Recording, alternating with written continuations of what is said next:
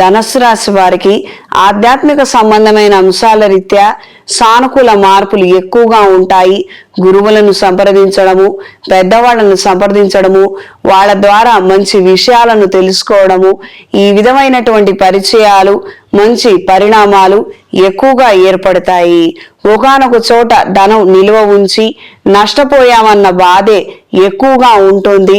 డబ్బులున్నాయి, తినటానికి లేక కాదు, ఉండటానికి లేక కాదు, కానీ అద్దెంటో అద్దె చెల్లించలేక ఇబ్బంది పడే ప్రమాదానికి కారణమైంది.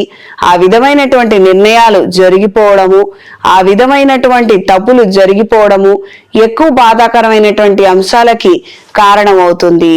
దూర ప్రయాణాలు అనుకూలంగా ఉంటాయి.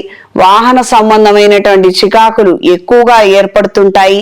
మెయింటెనెన్స్ ఖర్చులు కావచ్చు, ఇతరితర ఖర్చులు ఎక్కువగా పెరగడము, తద్వారా ఊహించనటువంటి ధన నష్టము, ఖర్చులు పెరిగే అవకాశం ఉంటుంది.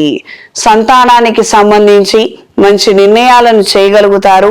వాళ్ళ పురోగతి గురించి, అభివృద్ధి గురించి కొన్ని నగదు తాకట్టు మీద లేదా రుణం మీద తీసుకొచ్చే పరిస్థితులే ఎక్కువగా ఉంటాయి. శుభకార్యాల నిమిత్తం మంచి నిర్ణయం చేయగలుగుతారు. అనుకున్న విధి విధానంగా ఘనంగా కొన్ని కార్యక్రమాలను జరిపించగలుగుతారు. కొంతమంది వలన తిట్లు, చివాట్లు, కొన్ని రకాలైనటువంటి ద్వేషాలు ఈ మూలంగా ప్రారంభమయ్యే అవకాశం ఉంటుంది. వీటికి కూడా మీరు కాస్తంత సిద్ధపడి ఉండండి.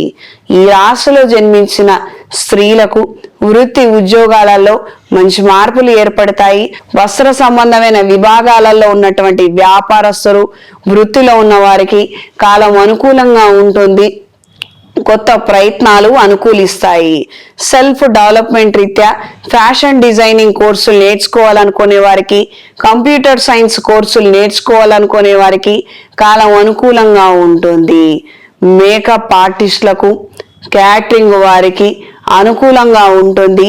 మంచి ఆదాయాన్ని, గుర్తింపుని, ప్రజా ఆదరణని పొందగలిగే అవకాశం ఉంటుంది. ఈ రాశిలో జన్మించిన వారు అఘోర పాశుపత హోమాన్ని జరిపించండి.